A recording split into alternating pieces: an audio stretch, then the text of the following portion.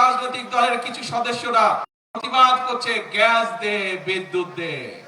Hurricane সামনে নিয়ে বসে আছে, দেখেছেন ছবিটা?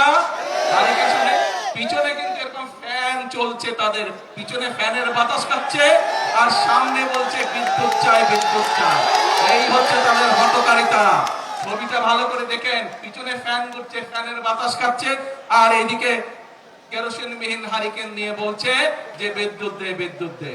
প্রিয় ভাই বোনেরা, এই হচ্ছে তারা, তাদের বন্ধু বান্ধব, তাদের সহকর্মীরা তো সরকারের দায়িত্ব ছিল, তখন তারা কি করেছিল? এই যে তৃতীয় যেই জাহাজটির হওয়ার কথা ছিল গ্যাসের জন্য, এই জাহাজের পারমিশন তো তারাই ক্যান্সেল করে দিয়েছিল, তাদেরই সরকার ক্যান্সেল করে দিয়েছিল। এখন আবার আমাদেরকে নতুন করে সবকিছু ভালো করে দেখে শুনে আমাদেরকে নতুন করে করতে হচ্ছে। ইনশাআল্লাহ আমরা আশা করি এই তৃতীয় জাহাজটি চলে আসলে গ্যাসের সমস্যার সমাধান অনেকাংশে কমে যাবে। তবে এর জন্য অবশ্যই আমাদেরকে ধৈর্য ধারণ করতে হবে, দেশবাসীকে ধৈর্য ধারণ করতে হবে।